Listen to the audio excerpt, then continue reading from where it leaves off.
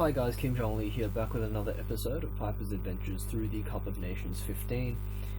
His opponent this time is Nermin. This is the second round, so the second group stage, and his opponent is Nermin as the Greeks. For this battle, the Greeks have 13.5k, while Piper as the Seleucids has... the Greeks have 15k, while the Seleucids have 13.5k, so Greece is definitely the more disadvantaged faction in CWB, low Denarii, normal scale, etc. Greece does not fare very well at all, so it makes sense to penalize them a little, penalize the Seleucids a little bit, because the Seleucids are supposed to be a bit better. But we're going to see here from Piper 3 companion cav, 3 militia cav, 2 Greek cav, nice diversity there. 2, 4, 6 Silver Shield Legionaries and 6 archers. We have here from Nermin a lot of militia cav, 3 militia cav and 4 Greek cav, it looks like. Is it 3 militia cav? 3 militia cav and 4 Greek cav. Maybe there's one hidden, but I'm not too sure.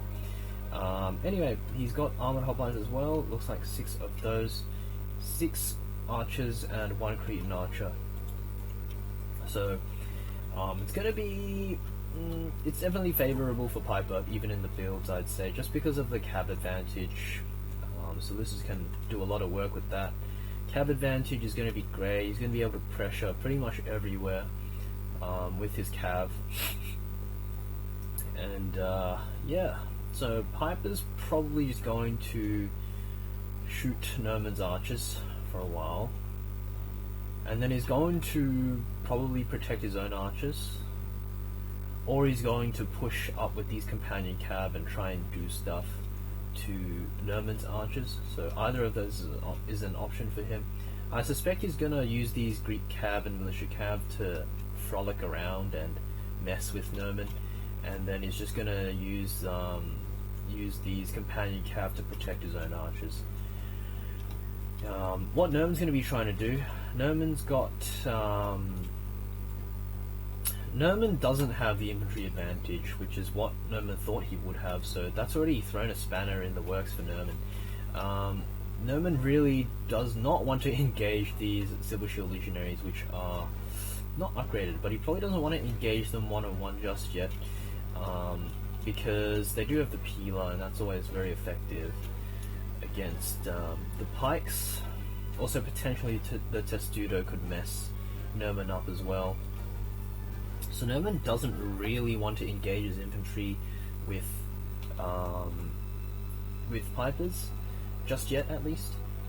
And what Nermin's probably going to be going for is targeting down these archers and the companion cav as well. Piper's going to be targeting the archers first as well, I think. But really, his end goal is to just kill all these armored hoplites. If he just kills all the armored hoplites, then there's no way Nermin can come back if all the armored hoplites just die. But you do want to shoot the archers first. That's a given. But I think Piper would be quite happy to just engage with these Silver Shield Legionaries onto the armored hoplites and then run over with these companion cav, do like a back charge or slice charge or whatever, rout 1 or 2 armored hoplites, and it should just snowball from there. That seems like a pretty consistent plan to me. But in the meantime, it's just going to be a lot of frolicking around because Greece has a lot of annoying light cav units. Piper's brought some of his own to counter that, so that's going to be pretty nice for Piper. Nermin probably initially believed his plan was to kill all the archers from Piper. Hopefully Piper brought an army with lots of cataphracts and then box up. But yeah, Greece is also a bit linear in terms of what it can do, and that's one of its main weaknesses in CWB. It can only really compete in infantry against most other factions, infantry and missiles. So that's made it an easy read for Piper, I'd say. There was a hidden unit here, so not too surprised by that. Piper probably realized as well. Did the old middle mouse button zoom in trick to check, probably. Well, these companion cav are gonna come rolling around now. Gonna see if they can exude some nice pressure. These Silver Shield Legionaries are also getting pushed up from Piper, so maybe Piper's already spoiling for a fight. He's feeling pretty confident, he's got these companion cav. It's nice to note that Piper's got these companion cav, because not only are they cheaper than the Cataphracts, saving him money, now that he's only on 13.5k, but also that they're faster than the Cataphracts and they don't tire as quick. But you still get the nice charge bonus, which is kind of all you need in this matchup. Cataphracts are great in matchups where you're expecting a big melee with your cav to occur. In this matchup, Piper, if he gets into a big cav melee against the enemy cav, he's going to win anyway, because the Greeks can't field anything better than Greek cav, which is not the most impressive cav unit in terms of raw stats. So this companion cav are going to be more than enough to just fight them off one-on-one. So he's said, you know what, I just need this a bit more speed, and you know that's going to be pretty good already. And they're going to be decisive in the infantry fight as well if he wants them to be. Looks like Nermin is going to push around this side though, a little bit. More just to ward off these Greek cav though.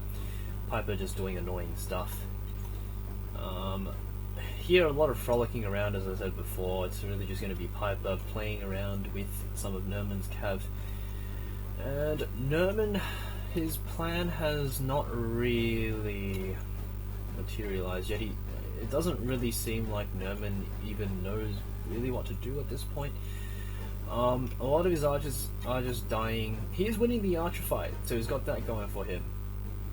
But the problem when you win the archer fight as Nermin is that you can't really play a skirmish game, because you don't have the cav advantage.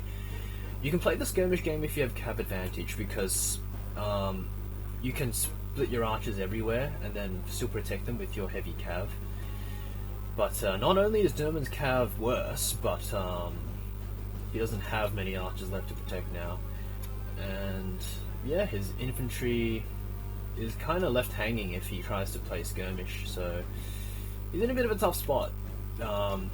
If I was him, I'd be in trouble too, so not going to discount Nermin for that. But yeah, it looks like Piper's just has a better game to play, has an easier game to play than Nermin, as is the case most of the time when you play against Greece, because Greece doesn't have heavy cav, so things are much harder for them.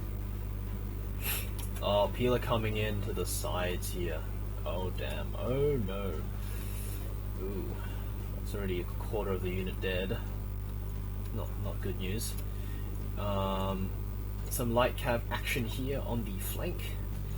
Militia cav gonna get caught out here for Piper, but he's probably not too concerned. Yeah, some nice Greek cav flying around there for Nermin.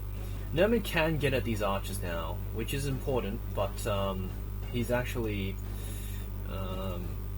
got a few archers of his own that are dying.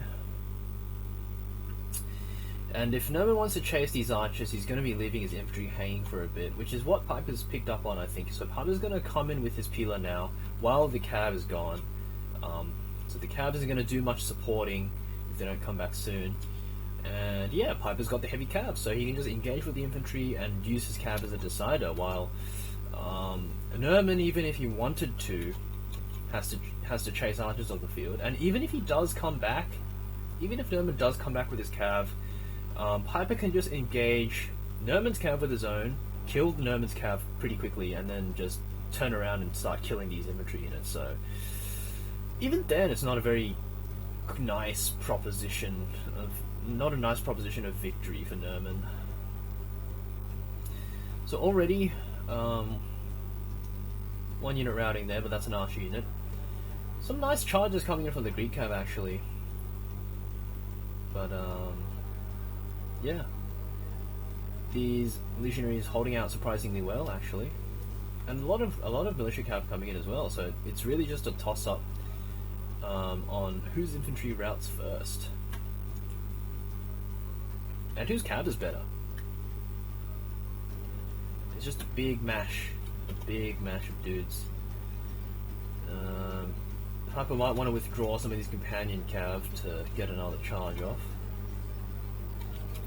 I think that went well for Cleo actually, because Cleo got a really nice charge into these legionaries here. So that was really good for, that looked really good for Cleo. But it looks like Piper's just raw stats was able to kind of prevail over here, and a lot of these units are down to pretty low numbers. The general's still on 18, but everything else is like dead. Yeah, so it's just the general left now.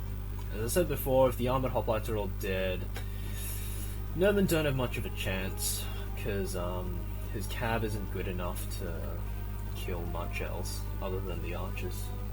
You can try and kill some of the weakened infantry, I guess, but that's about it.